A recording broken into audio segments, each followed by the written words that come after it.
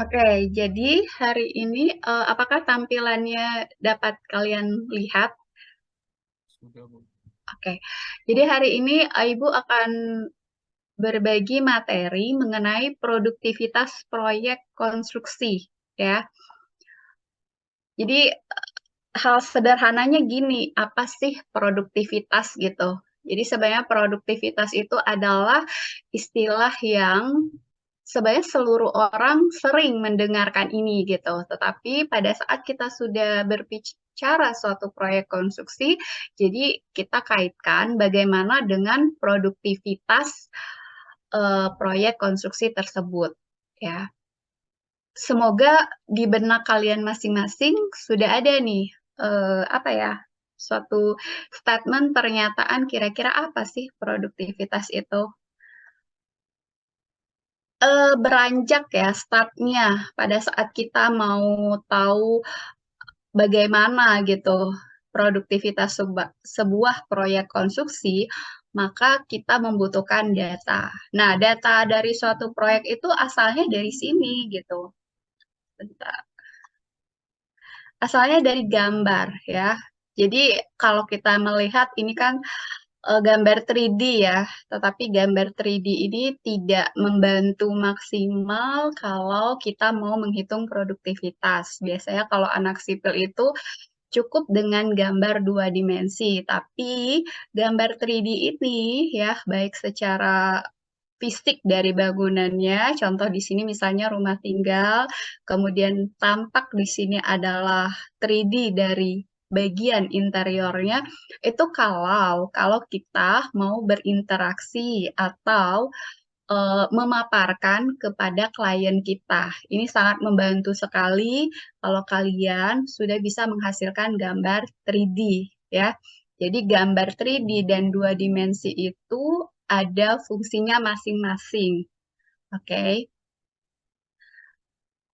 Kemudian, nah yang ini. Nah, kita itu eh, cukup dengan gambar seperti ini gitu ya, kita akan memperoleh yang namanya produktivitas. Kira-kira siapa yang mau coba bantu Ibu?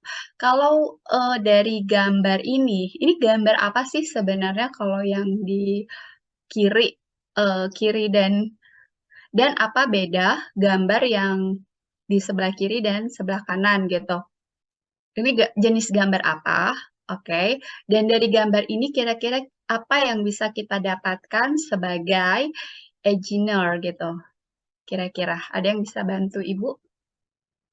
Bisa raise hand atau langsung jawab.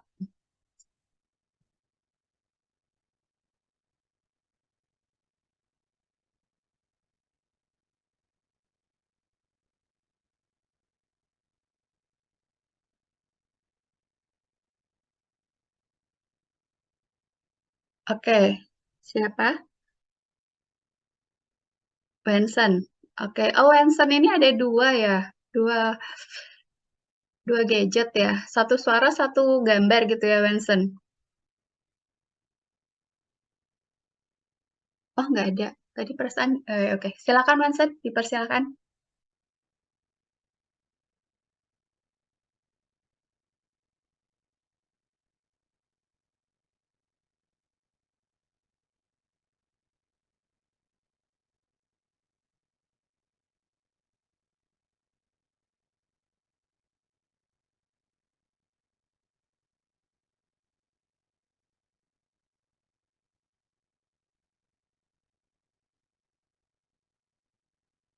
Apa?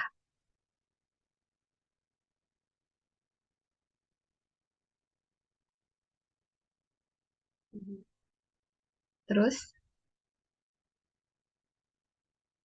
kira-kira kalau sebagai engineer, sebagai background anak teknik sipil, gambar mana yang kita perlukan atau gambar ini saling melengkapkan atau gimana coba?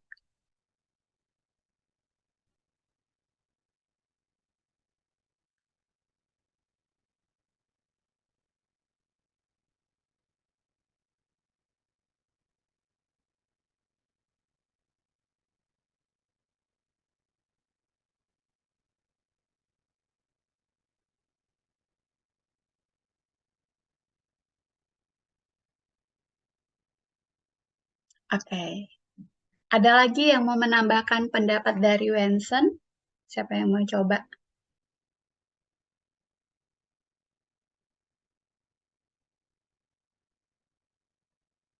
Belum ada? Atau masih menghayal nih? Oke, Mungkin ya siapa? diizin jawab Bu. Yadi, dipersilakan Yadi. Kalau menurut saya itu Bu, yang di bagian sebelah kiri itu kan dena itu dilengkapi dengan ukuran-ukuran itu kan untuk digunakan untuk kita yang para teknik sipil Bu. Mhm. Sedangkan yang di gambar sebelah kanan itu kan lebih ke menunjukkan tata letak sama tampak dari potongan-potongan yang ada di bangunan tersebut, Bu. Jadi itu lebih dipakai di arsitektural, Bu. Oke, ini sembari Ibu kebenaran Ibu lagi buka gambar ya, sembari Ibu ingat. Jadi sembari Ibu tanya tugas kalian, tugas kalian itu sudah ada semua gambarnya.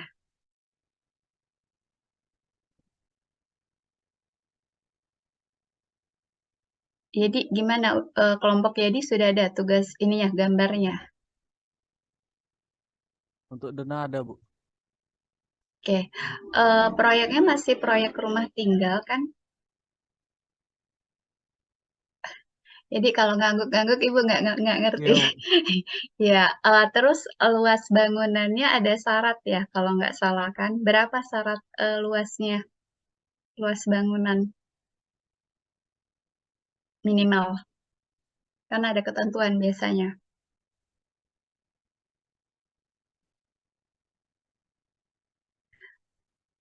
Kalau kemarin minimal 100, Bu. Kalau nggak salah, Bu. 100 meter persegi. Oke, eh, gini, nanti Rizal ya. Nanti Rizal, Ibu minta tolong share nanti ya ke WA Ibu tentang ketentuan-ketentuan tugas ya. Karena kan Ibu juga diamanahkan untuk ngecek tugasnya kalian, walaupun nanti setelah perkuliahan dan Ibu, kalian tetap ada nanti pertemuan dengan Bu Heni ya, sekaligus kelompok-kelompoknya. Oke, jadi tadi terima kasih ya untuk Wensen dan Yadi yang sudah mau memberikan pendapat. Jadi di kiri dan kanan ini ya berbeda ya gambarnya. Sebenarnya gambar yang di sebelah kanan ini posisinya bisa dia setelah proyeknya selesai atau proyeknya belum selesai. Itu bisa ya. Jadi tergantung tergantung dari konsultannya. Nah, kita sebagai teknik sipil itu yang hal utama banget untuk kita tahu berapa sih biaya dari proyek tersebut ya atau bangunannya gitu dalam hal ini rumah gitu. Kemudian penjadwalan, tetapi balik lagi sebelum kita menghitung biaya, itu kita harus dasarnya itu volume pekerjaan. Nah, volume pekerjaan itu didapatkan dari gambar, ya, gambar teknis. Dari gambar denah, kemudian tampak, ya, kemudian potongan.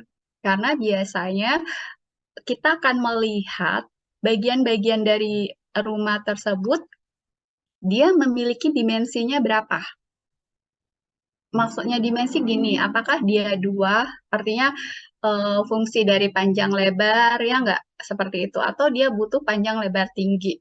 Artinya, contoh nih, kalau di gambar ini nih, di Dena ini kita nggak masih kekurangan dimensi dari bagian struktur tersebut, maka kita harus melihat gambar teknis yang lainnya. Artinya apa?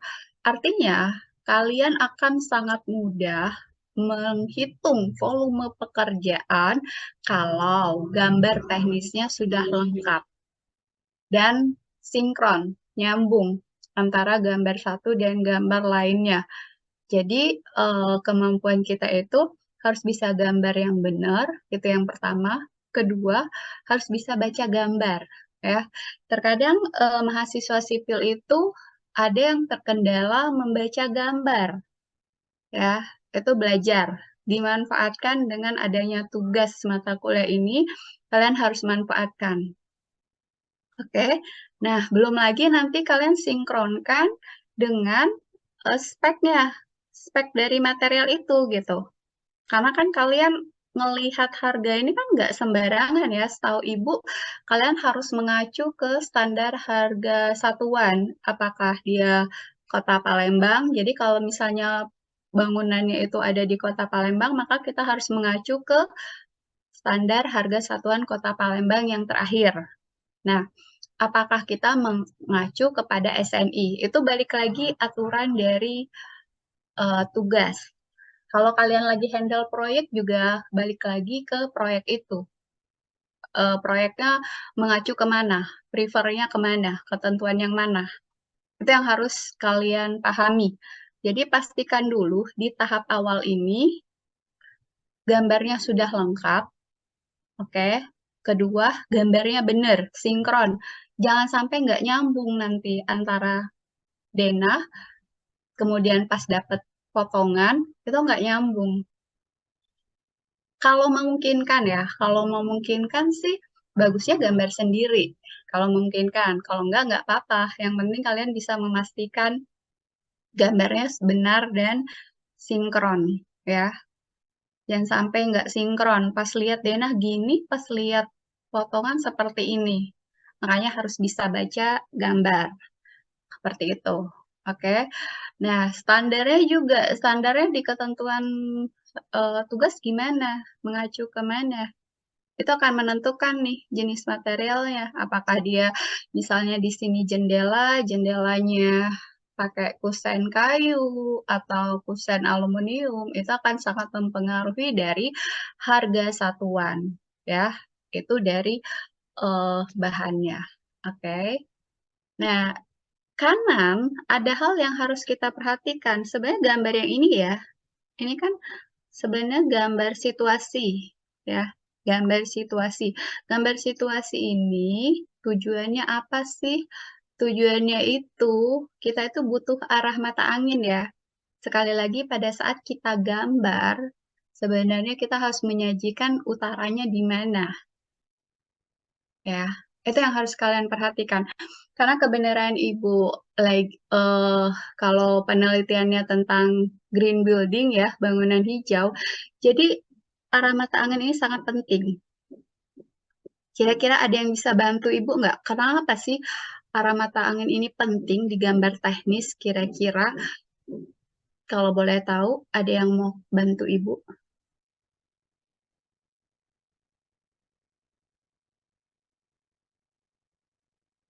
Boleh Bu, Rizal nanti jawab Bu. Oke, oke, oke. Silakan Rizal. Biasanya kalau arah mata angin itu biasanya kan arah matahari Bu, kan biasanya kalau kita ngarahin kayak bikin jendela itu Bu, arah masuk mataharinya kan masuk ke rumah gitu Bu. Kalau dari Rizal seperti itu sih Bu, gunanya arah mata angin itu Bu.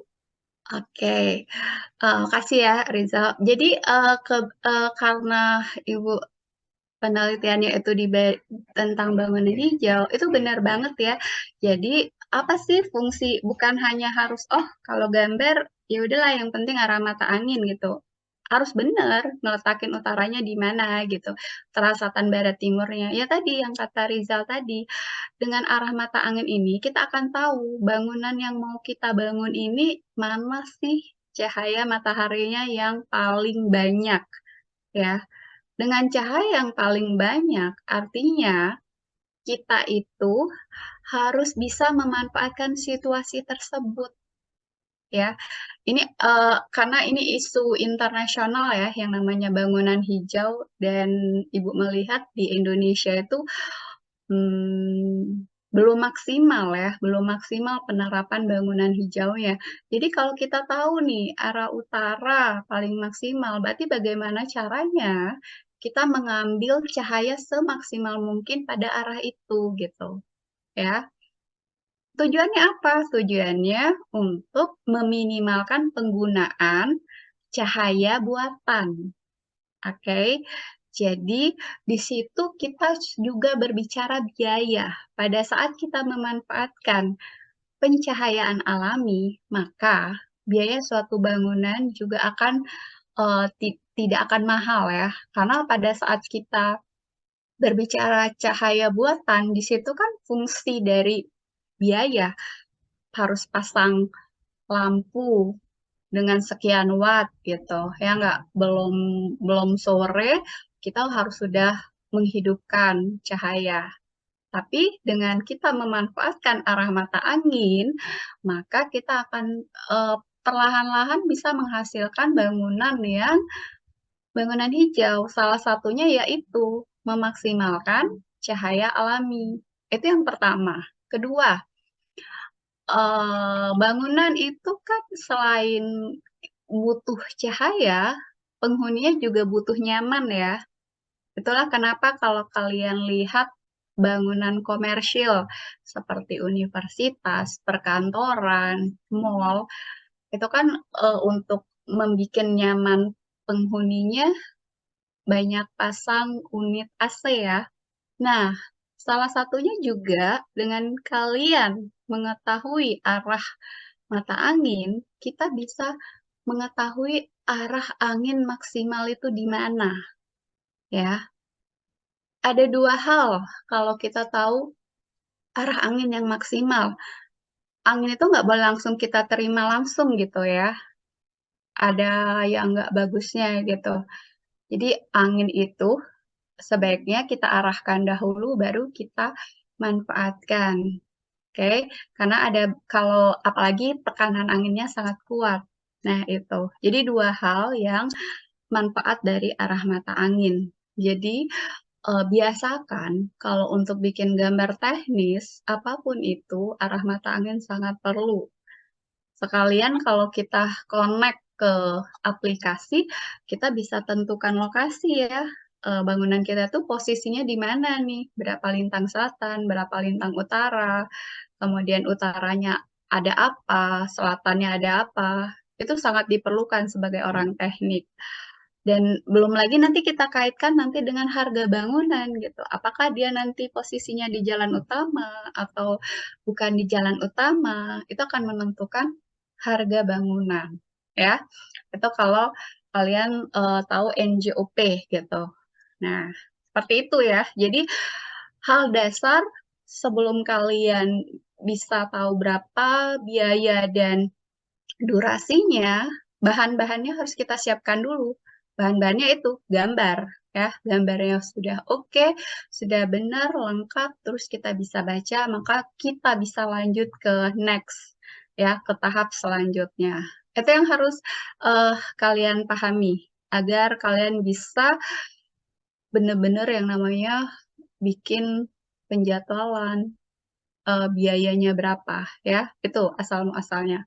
Oke, nanti boleh di stop Ibu kalau masih ada yang mau ditanyakan. Nah, sekarang produktivitas nih, menurut si Bennett ya, tahun 94. Jadi produktivitas itu diidentikannya dengan produktivitas tenaga kerja. Bukan berarti produktivitas di proyek konstruksi itu hanya produktivitas tenaga kerja, enggak. Produktivitas itu banyak banget jenisnya. Tapi salah satunya ya, salah satu yang jadi highlight itu adalah produktivitas tenaga kerja. Kalau kalian lihat di referensi-referensi gitu ya. Nah, ini ada persamaan umumnya ya menurut Bennett, bahwa yang namanya produktivitas itu adalah jumlah keluaran per satuan waktu dibagi jumlah tenaga kerja per satuan orang. Ini secara umum ya. Nah, artinya nanti kita akan sesuaikan dengan produktivitas yang mau kita cari gitu. Oke, ini sangat membantu kalau kita mau cari berapa lama ya, berapa lama satu pekerjaan itu bisa diselesaikan. Larinya ke sana ya. Lanjut kalau menurut Pak Sri Tomo ya, di sini dia bilang yang namanya produktivitas kerja itu perbandingan ya, perbandingan antara output dan input. Jadi biasanya di atas itu output, di bawah itu input. kita sesuaikan. Output kan banyak jenisnya, input juga banyak jenisnya. Nah, di sini dia menganalogikan kalau outputnya itu satuannya unit gitu, yang inputnya rupiah. Makanya tadi Ibu sudah bilang bahwa yang namanya produktivitas itu kita sesuaikan apa yang mau kita tinjau, ya. Nggak serta-merta satuan di atas itu selalu unit, di bawahnya rupiah, enggak. Kita mau ngitung produktivitas apa dulu, seperti itu. Artinya, produktivitas itu perbandingan output dan input, ya. Itu secara umum. Secara umum itu, kalian harus tahu outputnya apa, sebagai output itu apa, yang sebagai input itu apa. Itu yang harus dipahami dulu, ya. Karena tadi posisinya kan output di atas, inputnya di bawah. Kalau satuan itu ngikut tergantung objeknya apa, ya. Nah ini, udah Ibu highlight ya, bahwa tergantung dari pekerjaannya. Oke, jadi tidak serta-merta tadi di awal kata Ibu, rupiah dan orang atau yang lainnya, oh harus seperti itu, satunya enggak. Nah, kenapa sih kita harus mengukur produktivitas? Yang pertama, untuk mengarahkan dan mengendalikan produktivitas ini secara umum ya, perusahaan. Oke. Kedua, sebagai umpan balik ya, umpan balik ke pekerjanya. Jadi artinya kalau kita tahu nih, pekerja itu produktivitasnya hanya sekian jam, sedangkan kita mengharapkan produktivitas dari pekerja itu lebih dari produktivitas yang sekarang. Itu bisa kita tingkatkan. Ya, artinya kita bisa selidiki apa kendalanya, gimana cara meningkatkannya, ya enggak? Kalau di proyek itu kan bisa kita kaitkan dengan metode kerja nih. Kalau misalnya kita secara manual dibandingkan dengan menggunakan alat, ya, itu dari waktu bisa jadi lebih cepat menggunakan alat dibandingkan 100% pekerja.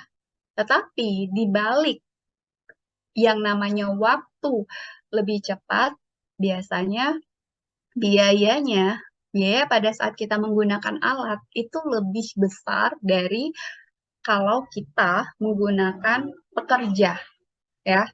Jadi ada plus minusnya, oke. Nah, balik lagi, yang mana yang cocok gitu untuk proyek ini? Apakah saya harus pakai alat, oke, atau pakai pekerja, ya, hanya memanfaatkan pekerja atau kombinasi. Jadi kita sebagai kontraktor, kalau diposisikan sebagai kontraktor harus mampu mengambil keputusan yang mana yang lebih tepat. Karena kalau kalian masih ingat di perkuliahan mata kuliah manajemen konstruksi ya, itu kan sudah dijelaskan proyek itu apa gitu definisinya.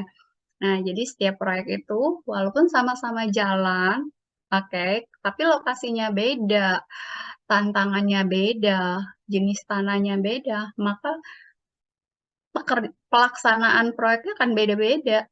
Makanya proyek itu selalu unik, ya. Gitu. Yang ketiga, kata Silim itu untuk menyusun sistem pemanfaatan peningkatan produktivitas. Artinya dengan kita tahu produktivitas, sebenarnya kita bisa bikin sistem.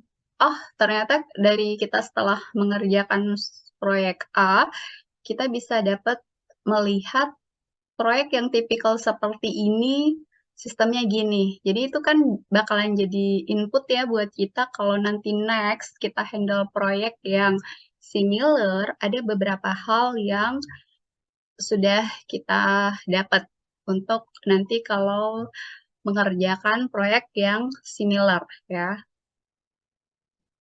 Kemudian oleh si Alf, karena produktivitas itu ditekankan ya yang ada dua kalau menurut si Alf-nya.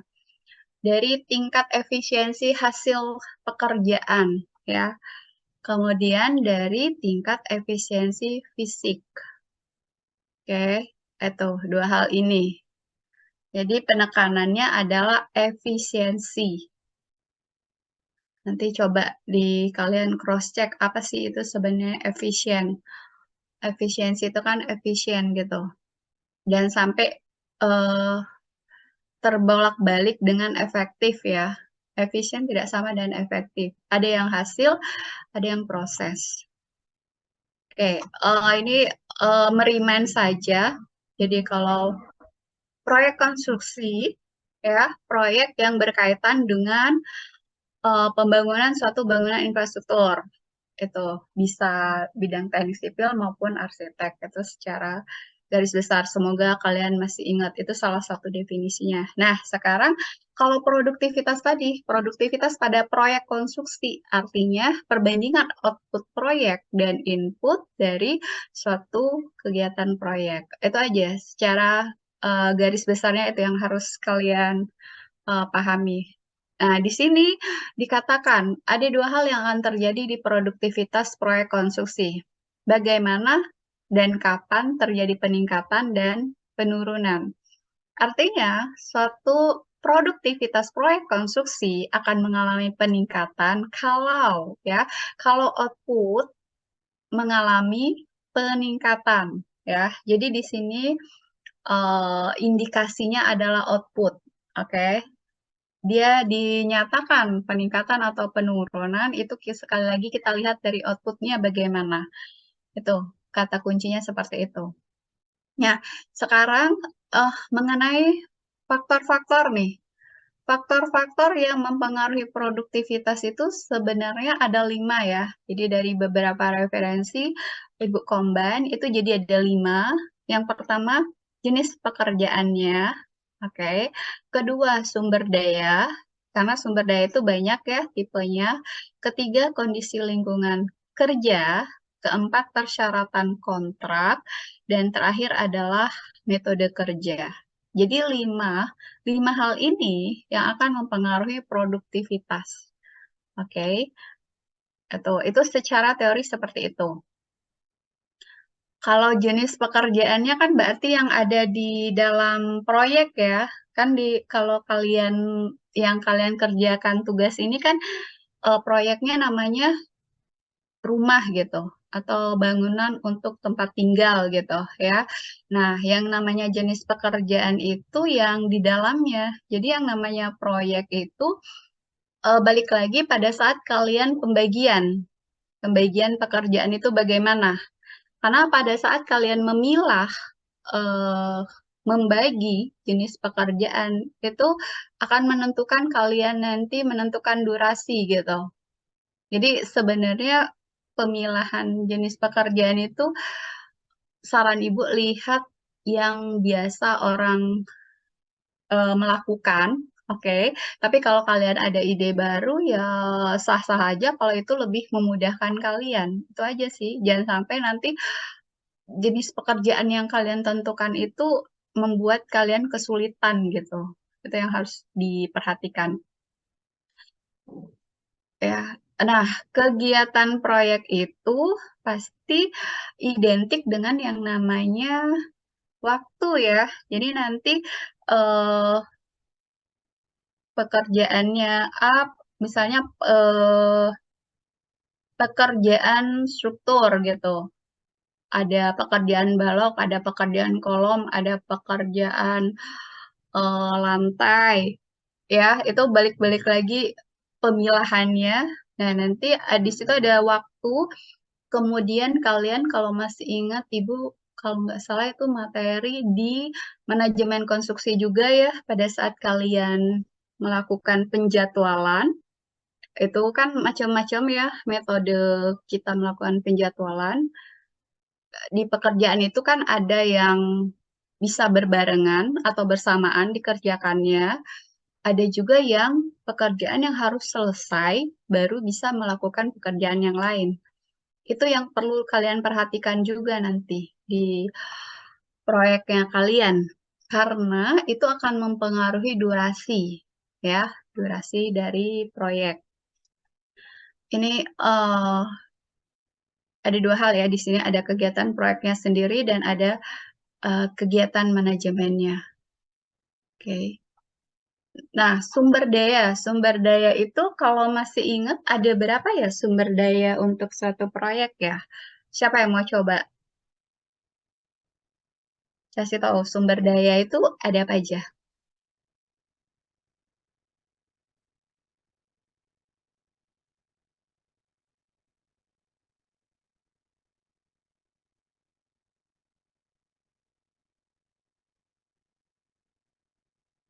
Ada yang masih ingat? Kira-kira sumber daya di suatu proyek itu apa aja sih?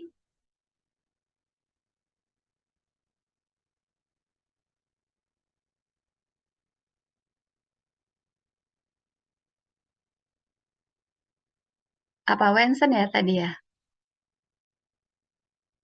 Apa Wensen? Sumber daya? Mhm. Kalau energi beda ya. Ini kalau energi itu kalau kita lagi bicara green building, bangunan hijau. Iya benar. Kita bisa bicara energi ya, Wensen ya. Tapi kalau kita berbicara sumber daya, coba ada yang masih ingat nggak? Dia itu kayak ada apa ya? Ada singkatan kan kalau sumber daya. Kalau waktu kalian belajar manajemen konstruksi, kalau kalian masih ingat kan ada singkatannya loh. Kalau sumber daya itu Izin titik dong, ya boleh. yang Hilman ya. 5M1T, Bu. Ya, apa itu 5M1T? Man, money, mesin, method, material, sama time, Bu. Time. Eh, time, time. Ibu malah baru dengar loh ada 1T. Ini dapat dari mana nih infonya? Atau ibu yang ketinggalan info? Hilman. Dari Google sih, Bu. Dari Google. Aduh, Mbak Google ya. Kalau ini boleh nanti ya, boleh tolong kalian cross check ya. Boleh aja sih cari info ke Mbah Google, tapi sekali lagi kalau kalian masih ingat cari di Mbah Google itu carilah yang valid ya. Informasi yang benar maksud Ibu, jangan sampai kalian salah. Kalau kita lagi bicara sumber daya yang identik dengan proyek konstruksi, sepengetahuan Ibu ya, tapi nanti tolong kalian cross check itu sebenarnya hanya 5M ya. Tetapi permasalahannya seiring dengan perkembangan dunia industri konstruksi, 5M itu sudah menjadi 6M. Tetapi permasalahannya 6M itu opsional gitu. Karena di negara Indonesia ini yang M terakhir itu iya atau tidak gitu. Tetapi kalau di negara-negara lain itu mereka sudah 6M. Jadi tadi benar ya yang kata Hilman, men, men itu ya manusia ya, baik dia pekerja maupun yang lain-lainnya. Kedua, money ya atau biaya, kemudian materialnya, material atau bahan, kemudian ya, metode. Kita mau gunakan metode yang bagaimana. Oke, kemudian yang tadi apalagi, Hilman? Time, Bu. Waktu. Hmm, bukan yang M. Oh, eh material, Bu. Material, man. Kemudian Man, money, material, method, mesin, Bu. Mesin. mesin ya, mesin atau alat ya enggak. Itu yang alat itu bukan alat bantu ya yang harus kalian pahami, itu alat berat. Contoh misalnya crane, kalau kita mau mengangkat material yang ada di bawah ke level atas, itu kita butuh crane ya, atau memindahkan dari sama-sama di lantai atas tetapi beda jarak, itu juga bisa pakai crane ya. Nah, yang terakhir yang opsional itu adalah markup. Jadi sebenarnya kita itu industri konstruksi itu sudah ada pasar gitu ya. Artinya kita bisa membuat pasar itu membutuhkan proyek tersebut. Tetapi di Indonesia masih seperti opsional gitu, masih menganut yang namanya 5M. Oke, jadi kalau time itu lain lagi, Hilman. Challenge, tantangan, ada itu. Salah satunya time, ya. Beda, jangan dicampur adukan ya, Hilman ya, dengan sumber daya. Oke, jadi sumber daya tadi udah pernah ini ya disinggung ya sama Ibu mengenai produktivitasnya ya. Produktivitasnya itu kita lihat lagi jenis pekerjaannya gitu. Jenis pekerjaannya apa, kemudian pekerjanya bagaimana produktivitasnya. Karena yang benarnya itu pekerja itu harus memiliki kemampuan. Kalau kita kaitkan juga dengan sertifikasi ya, kalau tukang kayu dengan tukang beton itu beda ya, nggak boleh campur aduk. Oke, dan di situ juga ada coefficient. Kalau sudah ada yang punya standar harga satuan, di situ juga ada kolom khusus coefficient atau indeks ya. Kalau lingkungan sendiri ada dua ya. Kalau tadi masih ingat lingkungan kerja, jadi lingkungan internal dan lingkungan eksternal. Kalau lingkungan internal itu sendiri ya biasanya di dalam organisasi, oke? Di dalam organisasi itu sendiri atau di dalam proyek itu sendiri. Tapi kalau yang namanya eksternal di luar ruang lingkup proyek itu, oke? Itu ada yang namanya aspek politik, ekonomi, sosial. Jadi artinya lingkungan eksternal itu kalau misalnya kita bangun nih, bangun proyek, kira-kira dampak ke lingkungan eksternal itu gimana gitu, ke sosialnya gimana, ke ekonominya gimana, apakah akan meningkatkan ekonomi suatu daerah atau malah menurunkan ya, itu yang maksudnya lingkungan eksternal. Tapi kalau lingkungan internal itu yang di dalam proyek, jadi eh, pihak-pihak yang ada di dalam proyek itu yang namanya lingkungan internal. Oke. Nah, yang 4 itu Ibu skip ya, yang persyaratan di dalam kontrak. Jadi tergantung nanti kalau kalian nanti jadi konsultan atau kontraktor, please banget baca kontrak itu secara detail ya. Jangan sampai nanti ada klausa-klausa yang tidak kalian pahami. Karena kenapa? Kontrak itu panduan kita ya. Kalau ada kendala bagaimana ya, punishment maupun reward di sana tertulis dengan jelas pihak-pihak yang terlibat ya, dan kita sebagai konsultan maupun kontraktor bisa ini ya, bisa kasih masukan ke ownernya kalau ada klausa-klausa yang salah atau tidak tepat ya, karena itu kayak kitab suci lah ya istilah kalau di suatu proyek itu kontrak itu adalah kitab suci panduannya kita ya, kayak gitu. Nah sekarang yang kelima itu terakhir itu apa ya? Kelima tadi ya, ada yang masih inget gak ya? Kelima apaan sih?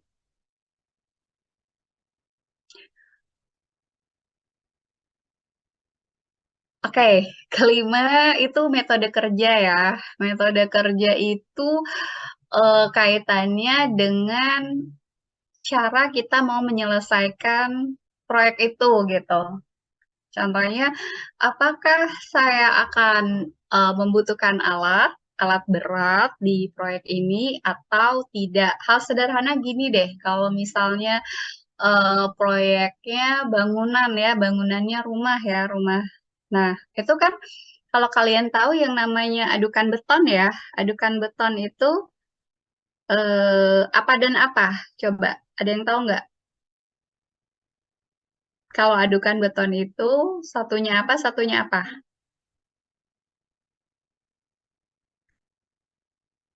Apa Wensen? Suaranya kekecilan. Nggak, maksud Ibu ya itu komposisi dari adukan beton. Maksud Ibu metode untuk kita menghasilkan adukan beton itu ada dua kan?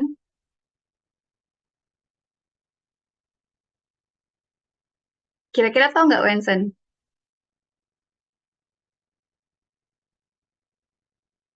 Oke, jadi gini, karena kan ini proyek rumah tinggal ya, kebanyakan tuh orang tuh sudah sering pakai ready mix ya, pakai ready mix. Oke, ready mix. Jadi kita pesen nih adukan beton ke supplier ya, supplier ready mix. Saya butuh adukan beton K berapa? Oke, tergantung spek ya, tergantung spek proyek kita. Sekian meter kubik. Nanti mereka datang kan, mereka datang, kemudian akan kita harus sudah tahu nih jam berapa mereka akan datang dan kita butuh pekerja untuk melakukan pekerjaan itu butuh berapa pekerja, karena kalau kalian pahami yang namanya adukan beton itu ya, fungsi dari waktu ya. Jadi kalau nanti kelambatan, kita melakukan pekerjaan adukan beton itu, maka akan berdampak ke kualitasnya. Nah, itu kalau kita mau simpelnya. Jadi kita pesen ready mix, adukan beton ke supplier ready mix. Tapi kalau menurut kalian, kayaknya nggak perlu deh Bu pesen ready mix, misal. Berarti kalian ngaduknya manual dong. Kalau ngaduknya manual, berarti kan harus beli alatnya sendiri tuh. Ya, molen namanya. Ya, bukan pisang molen ya, tapi molen namanya. Nah, yang kalian sebagai kontraktor harus memastikan bahwa yang akan melakukan pengadukan itu sudah benar. Artinya, semennya berapa, agregat kasarnya berapa, agregat halusnya berapa ya, banyak airnya berapa gitu. Karena kenapa? Untuk mencapai kualitas yang tadi, kualitas betonnya ya. Jadi ada plus minus gitu. Kalau saya pilih pakai molen dan pilih ready mix itu ada plus minusnya. Kalau misalnya pekerjanya nggak kompeten, kayaknya kalian khawatir nih kualitasnya tidak akan tercapai, maka kalau menurut Ibu lebih baik kita pesen ready mix kayak gitu. Tapi kalau misalnya budgetnya juga kayaknya tidak mensupport untuk pesan ready mix, otomatis kita harus manual. Seperti itu ya. Nah, kalau yang insentif itu sendiri adalah yang namanya insentif itu artinya tambahan penghasilan di luar dari penghasilan tetap ya, untuk menambah semangat kerja. Oke, jadi biasanya ini tergantung dari kontraktor maupun konsultan gitu. Sistem organisasinya gimana, karena insentif ini jarang orang menerapkan insentif, atau misalnya pemerintah memberikan insentif ke proyek-proyek yang bagaimana kayak gitu ya, itu yang maksud di tujuan insentif ini. Nah, Ibu mau mengingatkan sebelum kita ke diskusi mengenai tugas, setelah kalian gambar ya, setelah kalian gambar, tapi Ibu nggak tahu nih arahan dari Bu Heni gimana. Saran Ibu ini ya, kalian bikin WBS, Work Breakdown Structure. Ini sebenarnya lebih dan kurang sama kayak pengelompokan pekerjaan. Jadi ini nama proyeknya apa, kemudian dibagi ya berdasarkan pekerjaan, kemudian di pekerjaan itu ada lagi sub pekerjaan.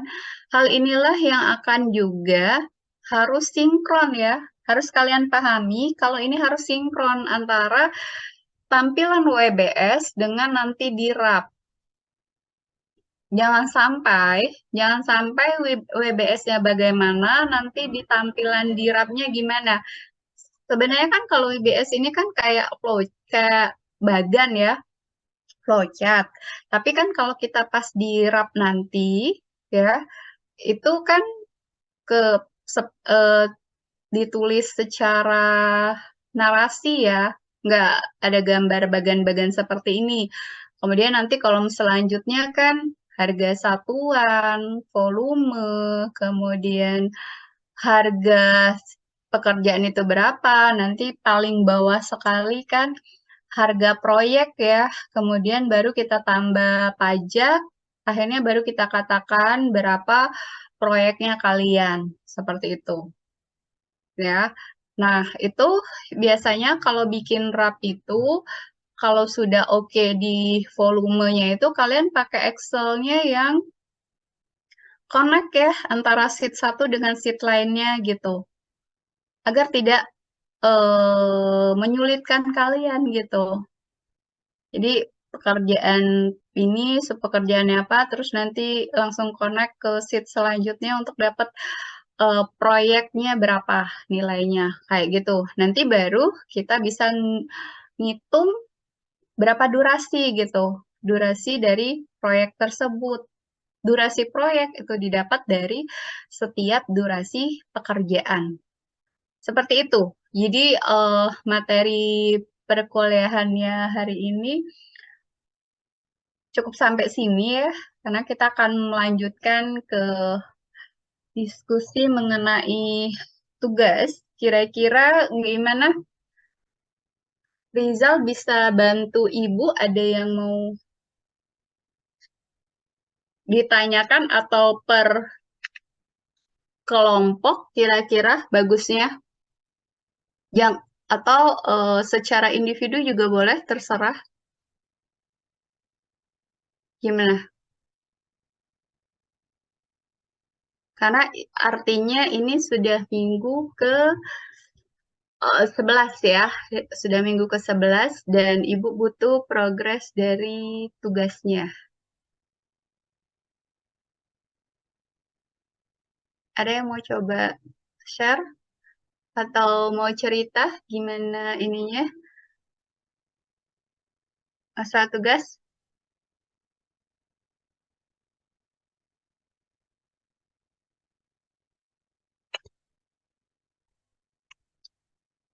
Coba dari Rizal. Gimana Rizal kelompoknya?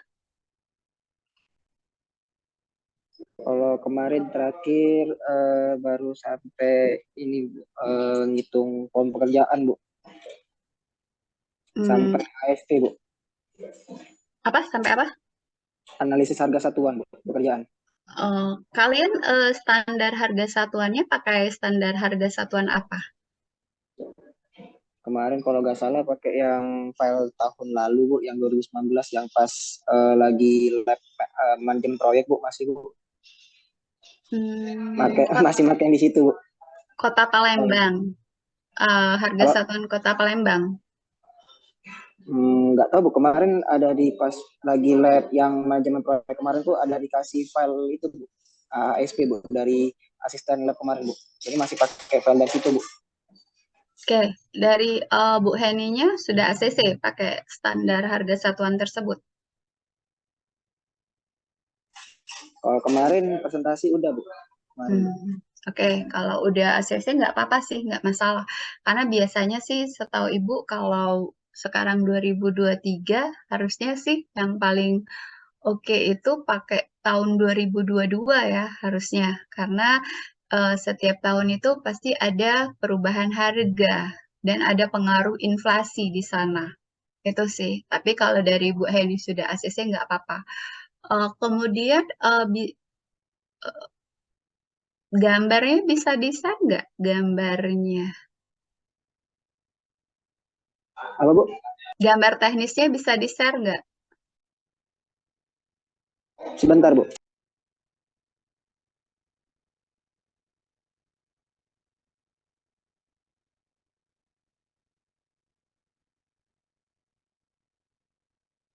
Kalau untuk WBS itu kemungkinan setiap kelompok itu bisa beda ya, nggak harus selalu sama ya. Karena WBS itu cara kita berpikir sebenarnya, cara kita berpikir bagaimana kita memilah pekerjaan tetapi memudahkan kita gitu ya. Karena setahu Ibu WBS itu suka nggak sinkron dengan yang di RAP. WBS-nya gimana, RAP-nya gimana. Kalau yang benernya itu WBS sama dengan yang ada tertulis di RAP.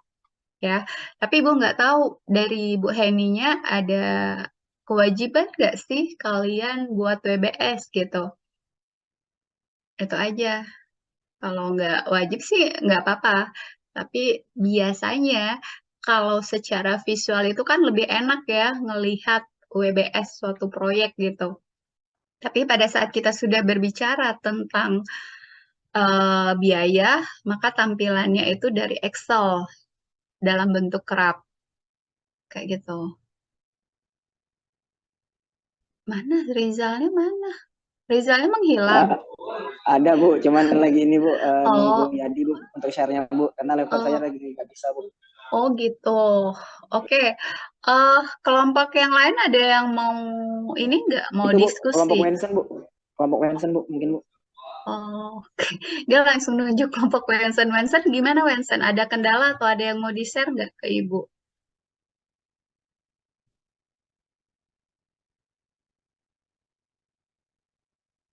Mhm,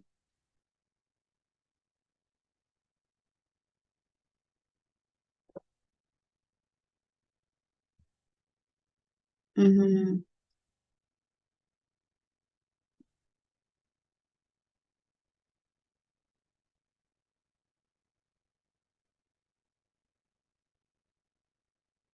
Oke. eh Nanti ini ya, apa itu OBS? Apa itu kepanjangan dari OBS?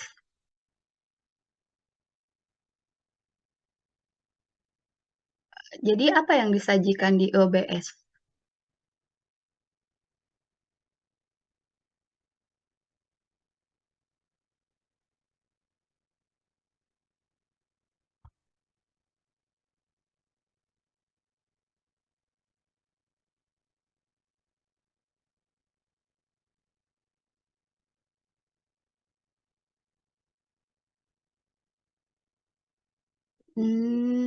Itu sempat nggak dijelasin sama Bu Heni?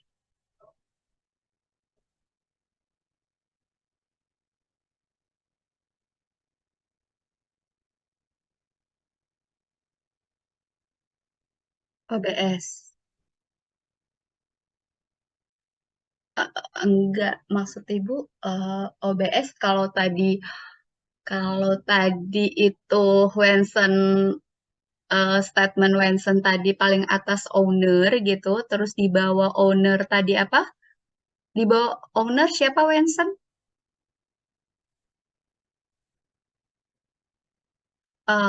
Nggak bisa gitu. Ada yang salah di sini. Karena karena gini ya, yang namanya owner, kalau kalian masih ingat materi di manajemen konstruksi pada saat belajar organisasi proyek konstruksi ya, owner itu nggak di atas. Owner, konsultan, kontraktor itu sama levelnya ya, nggak ada di bawah owner, no, salah banget. Karena owner, konsultan, kontraktor itu satu level ya. Itu yang harus kalian pahami. Jangan sampai kesalahan ini dilakukan berulang. Karena kalau ibu pribadi sih OBS itu nggak terlalu penting ya. Yang penting itu bagaimana kalian gambar teknisnya sudah lengkap ya. Sebenarnya ini harus detail ya ngelihatnya. Kalau ibu meriksanya sepintas kelihatannya udah benar kerjaan kalian, tapi pengalaman ibu pada saat ngajar P3 secara offline itu masih banyak ditemukan ternyata kalian masih ada kendala pada saat kalian bikin WBS. Itu semoga apa yang kalian kerjakan di Mancon, kan kalian di Mancon itu kan memang ada tugas ini ya, tugas nge-lab ya, bikin ini kan, bikin proyek ini kan, bikin pembiayaan dan penjadwalan. Semoga tidak menyesatkan, semoga ya, karena pengalaman Ibu sebelum pandemi, ternyata mahasiswa itu masih kesulitan pada saat dia bikin WBS. Padahal WBS itu adalah jembatan antara gambar teknis ke volume ya. Itu filosofinya.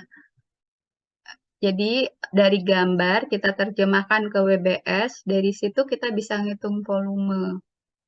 Jadi nggak sembarangan sih sebenarnya WBS itu, karena kalau nanti kalian juga sembarangan, jadi ada beberapa hal yang harus kita perhatikan pada saat penentuan WBS gitu.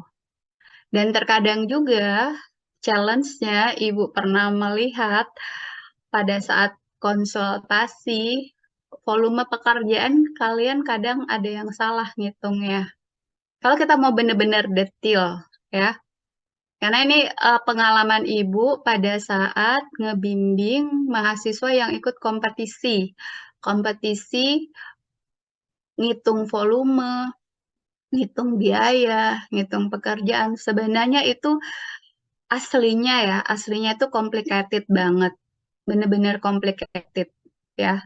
Tapi kita kalau sudah biasa melakukan itu ada beberapa yang harus gitu. Ada beberapa yang oke ditoleransi. Itu aja sih. Nah, itu yang harus hati-hati dan kadang kalian juga semoga kalau kalian nggak paham tanya gitu ya. Dan terkadang permasalahannya kalian juga ada yang nggak paham baca gambar teknis. Padahal itu modal dasar pada saat kita nentuin volume ya itu. Kalau kalau kalian makanya kata Ibu kalau kalian itu soft filenya AutoCAD sebenarnya bisa ya kita hitung volume pekerjaan ya dari AutoCAD ya. Ya enggak? Wensen gimana kelompoknya? Mm-mm. Kalau kalian memahami AutoCAD, sebenarnya sih nggak mesti AutoCAD ya. Banyak banget sekarang software untuk buat gambar teknis. Banyak banget sebenarnya. Tapi karena kalian diajarkan AutoCAD, jadi pakai AutoCAD. It's okay, nggak apa-apa. Tapi bukan berarti AutoCAD itu satu-satunya software bikin gambar teknis. No, nggak. Banyak banget software yang bisa menghasilkan gambar teknis. Gitu. Dan volume pekerjaan sebenarnya bisa kita hitung di aplikasi tersebut. Ya, nggak mesti secara manual, artinya di print terus ngitung, bisa, tapi butuh waktu lebih lama kalau menurut Ibu. Tapi balik lagi kalau kalian pakai software, contohnya AutoCAD, itu harus tahu ya titik nolnya di mana kemana. Itu akan menentukan nanti. Terus satuannya, jangan sampai nanti satuannya tiba-tiba ternyata milimeter, tapi kalian bacanya sentimeter atau kalian ngitungnya dalam satuan meter, ternyata di sana satuannya beda. Itu yang setting-setting yang harus dari awal kalian sudah harus pahami. Jangan sampai nanti salah. Gitu.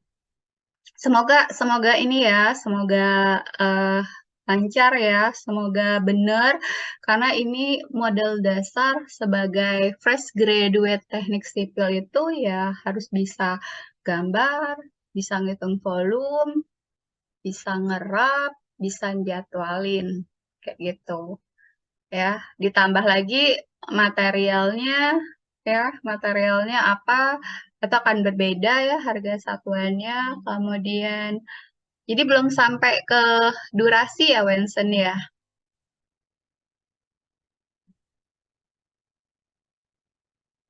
Mhm.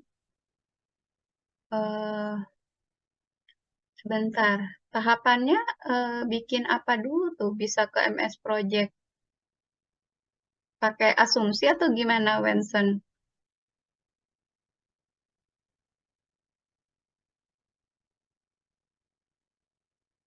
Mhm.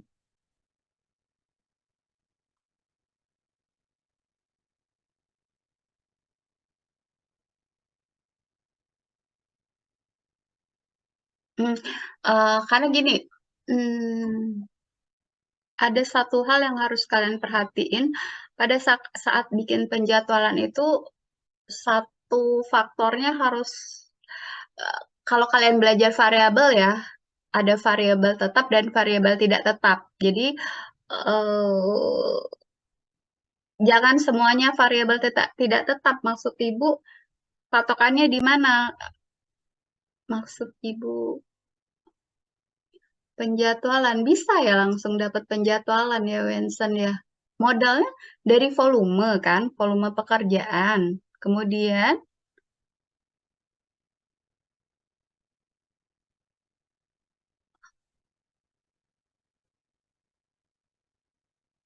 mhm.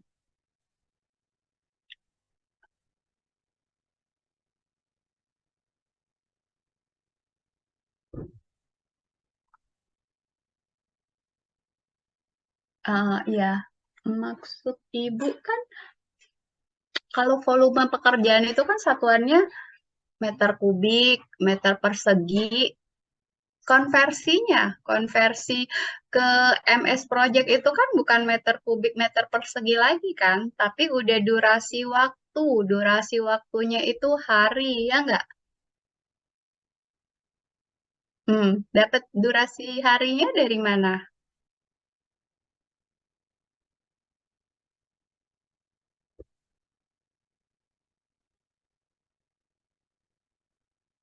Jadi, oke, lanjut dulu. Hmm.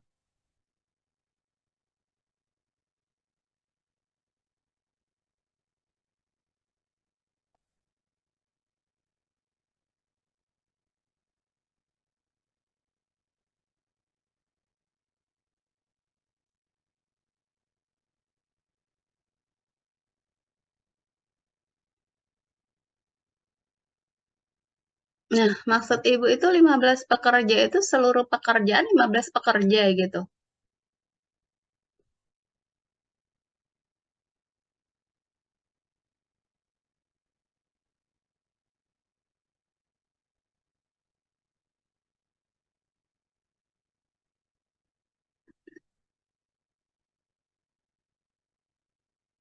Dasarnya 15 pekerja itu dari mana?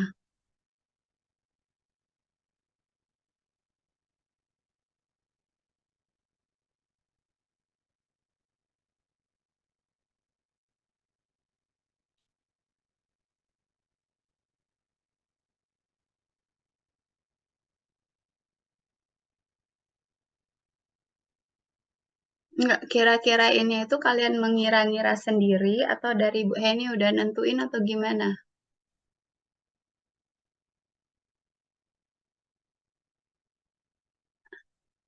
Eh, jadi gini, eh,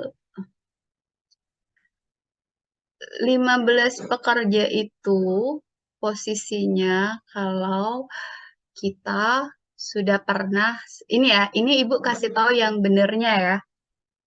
Kalau untuk menggampangkan memang kayak gitu. Kita pakai asumsi seolah-olah ngerjain proyek ini hanya butuh 15 pekerja. Tetapi realitanya dapat berapa jumlah pekerja itu ada aturan main ya secara ilmiahnya. Tapi kalau kalian kontraktor yang sudah biasanya handle proyek rumah tinggal, artinya kan feelingnya kalian sebagai kontraktor itu udah dapet ya. Oh, artinya kalau misalnya luas bangunan sekian, satu lantai atau dua lantai, biasanya butuh pekerjanya sekian. Tetapi kan yang namanya SDM ya, sumber daya manusia itu kan ada level ya. Kalau kalian lihat di standar harga satuan itu ada mandor, ada tukang, ada pekerja ya. Dan setiap jenis SDM itu kaitannya dengan biaya. Oke. Nah, kalau mau menggampangkan, iya memang dibuat eh, semuanya pekerja gitu ya. Kalau kita mau menggampangkan, tetapi realita di proyek itu nggak semua SDM itu dia pekerja. Karena kenapa? Pekerja itu mendapat tanggung jawab dari tukang. Ya, contoh misalnya pekerjaan kayu. Di sana adalah tukang. Orang yang benar-benar paham tentang kayu itu adalah tukang kayu. Oke. Nah, tukang kayu, dia kan butuh nih asisten logikanya gitu. Butuh asisten. Nah, asisten itu adalah pekerja, ya, yang ngebantuin. Nah, tukang itu yang ngarahin kamu lakukan ini, lakukan ini, lakukan ini. Itulah kenapa pekerja itu biaya upahnya itu yang paling murah ya. Tukang kan mahal. Kalau kalian lihat harga satuan, makanya coba cross check di harga satuan. Itu variasi eh, upah di sana ada. Oke. Nah, logikanya juga pasti di dalam suatu proyek itu harusnya ada mandor. Mandor itu cukup satu. Apa fungsi mandor? Tapi kalian coba cross check juga ya, apakah zaman sekarang masih butuh mandor atau tidak. Apa itu fungsi mandor? Mandor itu adalah orang yang di lapangan, di lokasi proyek, menyampaikan ke tukang kayu, oke, tukang batu, tukang yang lainnya, bahwa kamu harus lakukan ini, lakukan ini, lakukan ini.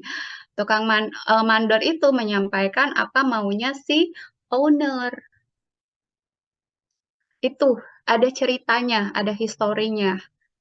Jadi kalau menurut organisasi itu, tukang itu nggak boleh langsung ke owner, harus via mandor. Karena itulah kenapa di upah itu mandor itu paling mahal, ya. Tapi opsional sih, balik lagi. Karena terkadang orang kayak nggak perlu lagi deh mandor gitu, cukup langsung ke tukang. Ya terserah itu, tapi dulu ceritanya gitu. Nah, pada saat ada variasi dari SDM, ya, itu akan mempengaruhi koefisien. Coba nanti cross-check di harga satuan. Ada koefisien, ada bicara koefisien di sana. Kalau mandor, koefisiennya berapa? Kalau tukang, koefisiennya berapa? Dari jenis pekerjaan ya. Kemudian pekerja itu berapa? Dan setiap pekerjaan, koefisiennya beda-beda. Nah, benernya ya, yang benernya itu durasi itu nggak bisa pakai asumsi yang kata Wensen tadi, Wensen. Sebenarnya dapat dari yang koefisien itu sebenarnya. Ya, makanya kemarin pada saat sebelum pandemi, mahasiswa langsung kalang kabut dia pada saat benar-benar diajarin kayak gitu. Ternyata nggak segampang hayalan gitu kan, karena harus ditelaah tiap pekerjaan. Baru nanti di sana kita bisa tahu, oh butuh tukang ini sekian, butuh pekerja sekian. Nah, yang bisa kita gunakan eh, tiap pekerjaan itu adalah pekerja. Pekerja itu bisa kita tarik ke pekerjaan A, ke pekerjaan B, ke pekerjaan C. Karena kenapa? Dia pekerja. Tapi kalau dia tukang kayu, dia sebenarnya nggak bisa melakukan pekerjaannya si tukang batu. Nggak boleh. Kalau menurut standar, acuan, ya. Nah, disitulah yang complicated-nya sebenarnya. Tapi kalau tadi Wensen bercerita saya pakai asumsi 15 ya udah smooth aja gitu. Tapi benernya, kalau mau benernya ya seperti itu. Itu maksud dan tujuan itu ada koefisien. Karena cerita koefisien di standar harga satuan itu didapatkan dari kejadian-kejadian di proyek yang sama, kemudian diakumulasi, akhirnya dapatlah koefisien itu. Kayak gitu. Tapi nggak apa-apa sih kalau kalian pakai asumsi gitu. Nanti kalian nanti bisa ngelihat durasinya logik atau enggak gitu. Coba di compare gitu ya. Karena kalau biaya itu kan nanti tujuannya kayak keluar, oh ternyata titik-titik meter persegi itu nilainya sekian gitu. Ya, Harapannya kan kayak gitu. Tetapi kan ini hanya berlaku untuk di Kota Palembang nih, ya nggak? Kalau dia kota di Bandung atau di Palangkaraya akan beda. Karena apa? Faktornya beda. Faktor geografis, transportasi, apalagi nanti di Papua, ya. Itu yang harus kalian pahami. Jangan sampai nanti kalian samaratakan gitu bahwa harga proyek untuk bangun rumah itu antar kota sama. Enggak. Kota Palembang dengan Kabupaten Indralaya tidak akan sama nanti harga satuannya. Ya, kayak gitu. Oke, jadi Ibu menganggap ya udahlah kalau dia pakai asumsi oke, nggak apa-apa. Tapi exactly-nya, realitanya nggak kayak gitu sebenarnya ya.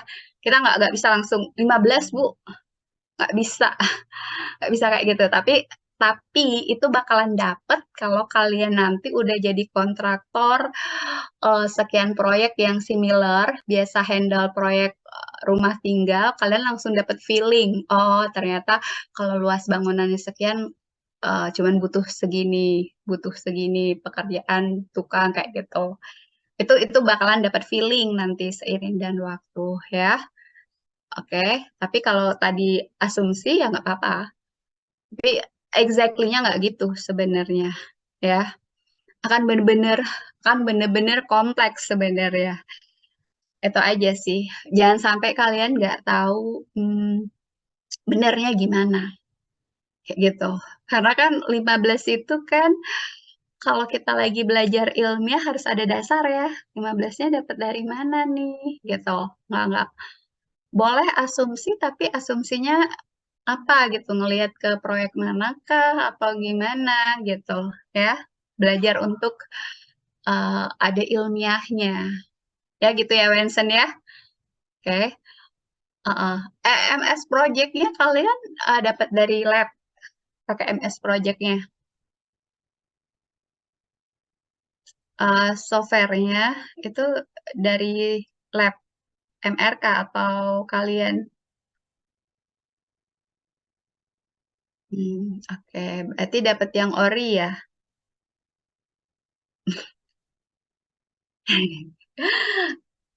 Oh ya udah, kalau dapat ori sih ya alhamdulillah bagus ya, karena harusnya sih sudah ada memang. Oke, ya ada lagi tim yang lain yang mau share atau mau kasih tahu? Ada?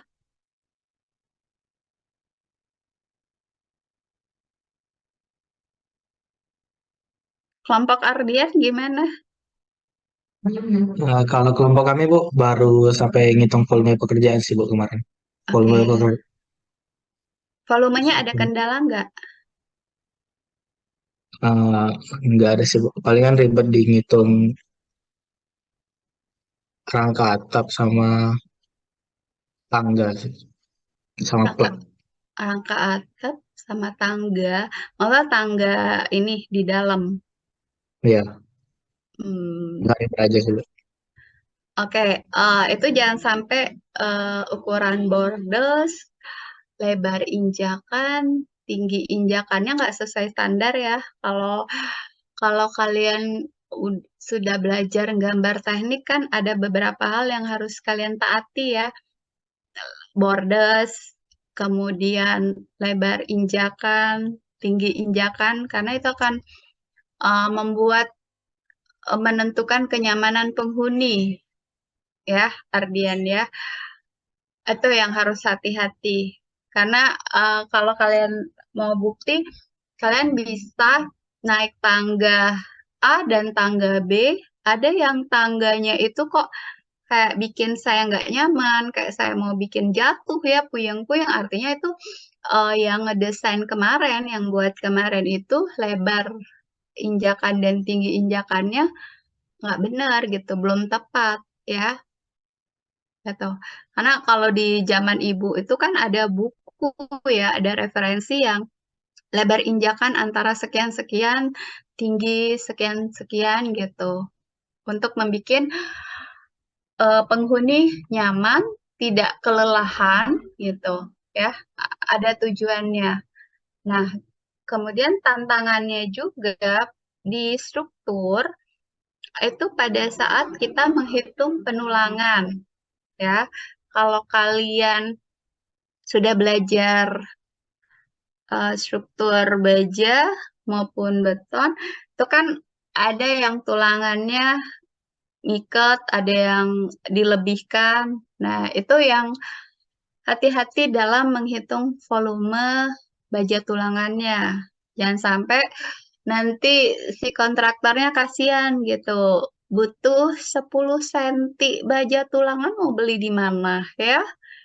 Sedangkan kita beli baja tulangan kan ada aturan main. Nah, itu yang harus kalian pahami dan kalian perhatikan ya. Jadi ini juga pada saat nanti ngitung material itu tuh nggak kayak kalian ngitung apa adanya, enggak.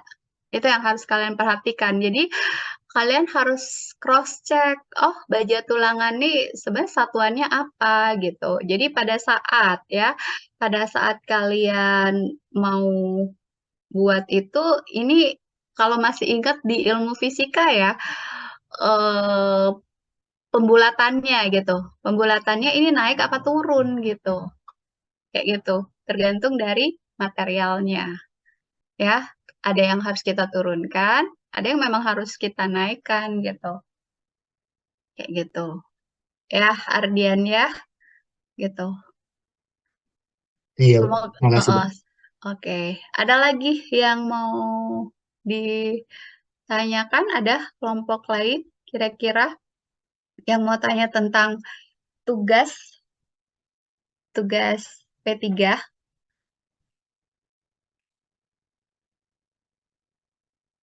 Agar jangan sampai nanti sudah di ujung baru kalian sadari ada kesalahan gitu ya.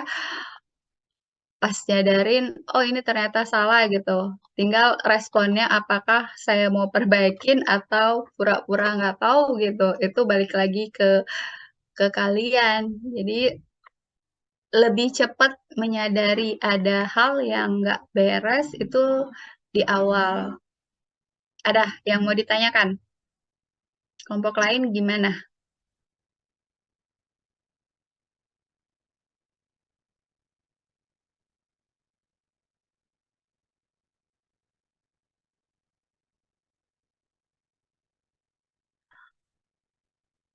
Oke, kelompok Fikri gimana? Fikri Hanif? Iya, Bu. Gimana tugas kelompoknya, progresnya? Ini atau satu tim dan Ardian? Atau Sudah Vincent? selesai punya dua lah, Bu. Mau masuk ke MS Project. Eh, sudah selesai bab 2. Mau masuk apa? MS Project? MS Project-nya sudah, Bu, maksudnya. Sudah. Berarti mau ke ini, ke harga ya? Iya, Bu. Oke. Berarti nggak ada kendala yang di awal. Belum ada. Oke. Ya, semoga ya nggak ada kendala agak kesulitan itu kalau secara online itu nggak bisa lihat gimana sih ininya ya, realitanya kalian bener-bener nggak ada kendala atau gimana. Oke, sip. Ada yang kelompok lain mau ditanyakan atau diskusikan? Kira-kira kelompok Sahib? Iya, Bu. Gimana kelompok Sahib progresnya? Dari kelompok Sahib itu, Bu, masih di volume pekerjaan, masih ada beberapa yang salah, masih dibenerin, Bu. Mungkin selanjutnya mau ngerjain penjadwalan, Bu. Oke, ya itu ya saran ibu kalau masalah volume pekerjaan itu kalau misalnya sudah dilakukan cross check antar teman ya saran ibu Karena mungkin kalau yang bersangkutan mungkin dia tetap akan sama dengan ya. Jadi cross check-nya antar teman jadi disilang untuk memastikan bahwa pekerjaannya dia untuk volume sudah benar gitu. Karena itu kan eh apa ya? Hal yang penting di awal untuk lanjut ke yang lain-lain gitu. Maksudnya lanjut ke eh biaya dan penjadwalan ya, kayak gitu. Jadi kalau udah menyadarin ada salah ya bagus itu segera diperbaikin, jangan sampai nanti pas di ujung baru nyadarinnya. Oke. Kelompok Cynthia gimana?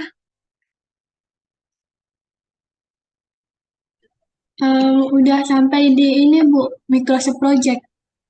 Oke, udah sampai di penjadwalan. Iya, Hmm, sebenarnya udah sampai ke RAB Bu, tapi sepertinya masih ada salah di perhitungan. perhitungannya Mungkin gimana? di volume. Tapi nanti mau ini Bu, mau dicek lagi di perhitungan volume, habis itu di durasinya, baru di kepenjadwalan lagi. Ya, jadi hati-hati ya, jangan sampai nanti lebih baik di sekarang ya, Cynthia ya, dicek lagi. Ya. Jadi maksud Ibu penting banget untuk memastikan bahwa volume pekerjaan kita sudah benar. Karena kenapa? Di sini kan posisi kalian itu kayak asumsinya kalian tuh sebagai konsultan ya, konsultan. Oke, jadi kalau konsultannya menghasilkan produknya yang tidak maksimal, nanti kasihan kontraktor. Analogikan kalau kita nanti yang jadi kontraktor, ternyata baja tulangannya tuh bukan segini loh ininya, volumenya. Tetapi harusnya segini, kan bahaya. Jadi kontraktornya ntar minus, nggak profit jadinya ya. Ya, oke, sip kalau bisa tahu kayak gitu. Nanti kalau ada kendala atau gimana, boleh ada diskusiin ke Ibu ya. Oke. Iya Bu, terima kasih Bu. Ya, sama-sama. Siapa ini? Desi Fitriani. Kelompok Desi gimana?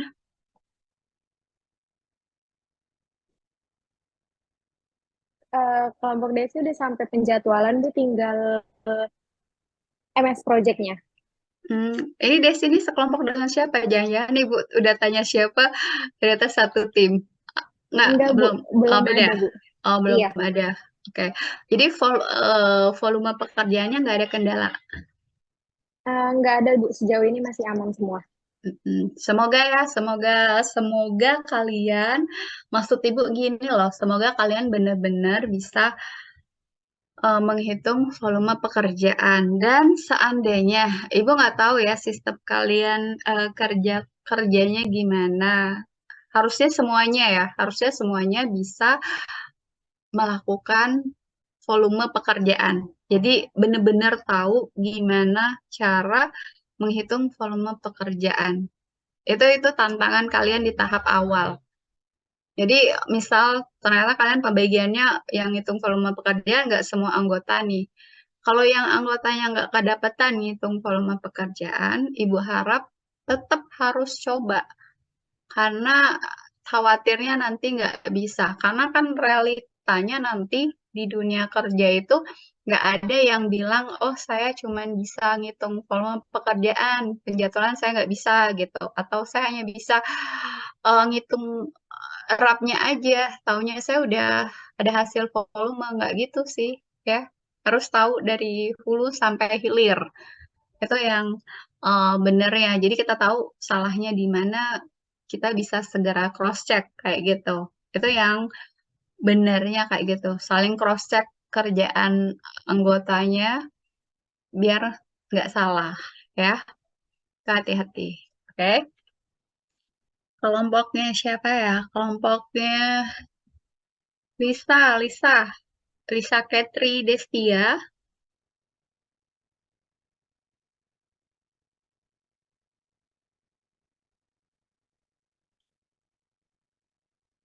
Oke, kayaknya lagi ini dia. Kelompoknya El Zahra. Iya Ibu, Ini udah tadi udah di Udah dipanggil ya kelompoknya? Iya, Bu. Sekelompok sama Cynthia. Oh, oke. Nggak usah lagi ya Ibu tanya. Oke, kelompoknya Jefflin.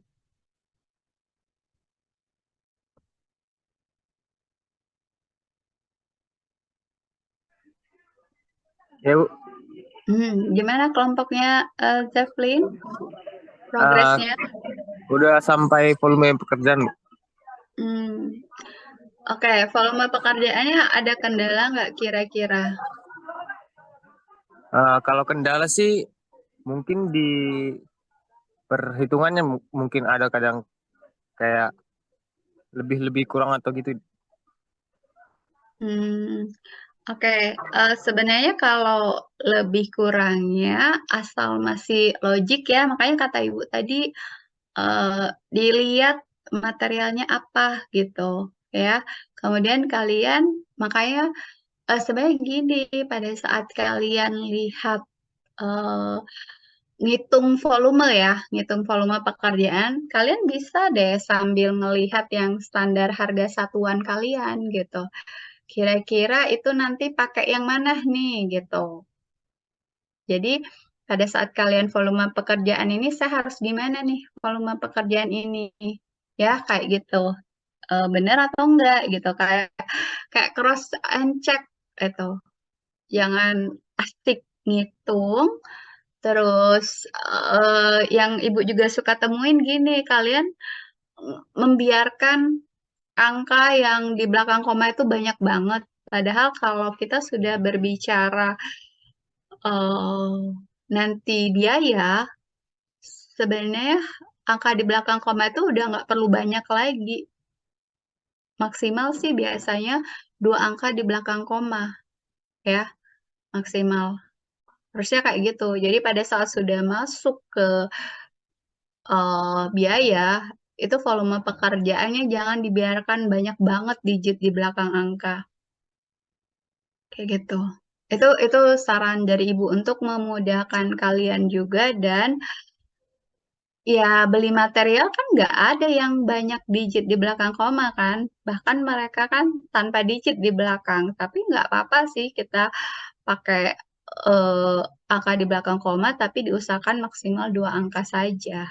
Ya, kayak gitu. Oke. Ada lagi yang mau ditanyakan kira-kira?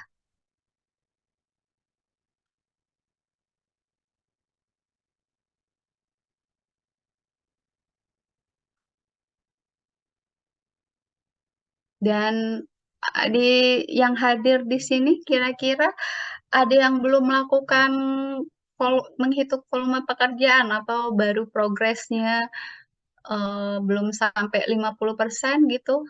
Ada? Ada yang mau mengakui diri? Karena Ibu kan nggak ngelihat ininya ya, nggak ngelihat berkas maupun kerjaan kalian ya. Jadi kalau posisi kalian masih belum mencapai 50% volume pekerjaannya, maksud Ibu jangan ini, jangan ditunda di ujung, karena sebenarnya banyak kerjaannya itu sampai di ujung itu gitu. Nggak, nggak sesederhana yang kalian bayangkan gitu. Tetapi kalau dicicil dari sekarang, tugas itu nggak sulit ya, kalau dicicil dari sekarang dan pembagian tugasnya benar gitu. Tapi kalau kalian nanti tumpuk di ujung, khawatirnya nanti kalian nggak tahu apa yang kalian buat itu udah benar atau belum gitu. Dan juga kompleks banget kalau di ujung baru menyadarin ada yang salah ya. Jadi satu tim itu harus solid, saling peduli lah temannya udah sampai mana, gimana gitu ya. Nah kan saling mempengaruhi satu tim ya, bukan hanya satu orang, enggak satu tim. Jadi jangan sampai nanti salah tuh. Ada lagi yang mau ditanyakan atau mau di-share ke Ibu masalah tugas kelompoknya?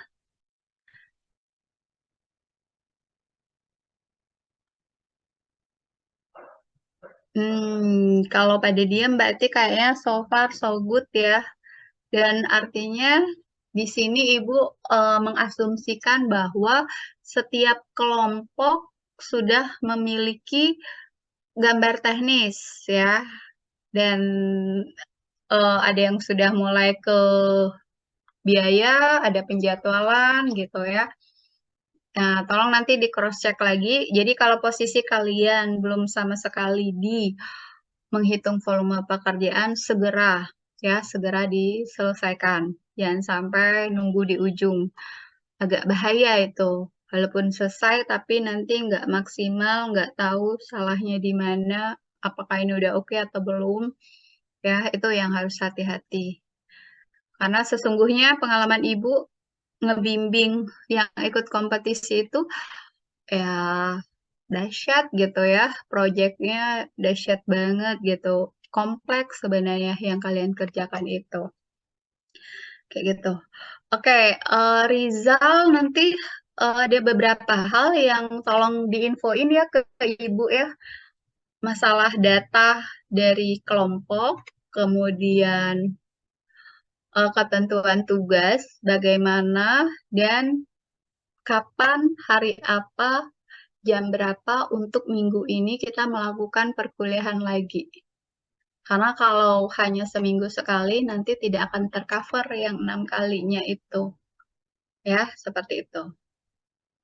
Oke, kalau tidak ada pertanyaan, tidak ada kendala, maka kita akhiri perkuliahan hari ini. Wabillahi taufiq wal hidayah. Wassalamualaikum warahmatullahi wabarakatuh. Dan selamat sore. Buat yang berpuasa, selamat berbuka puasa ya. Tuh.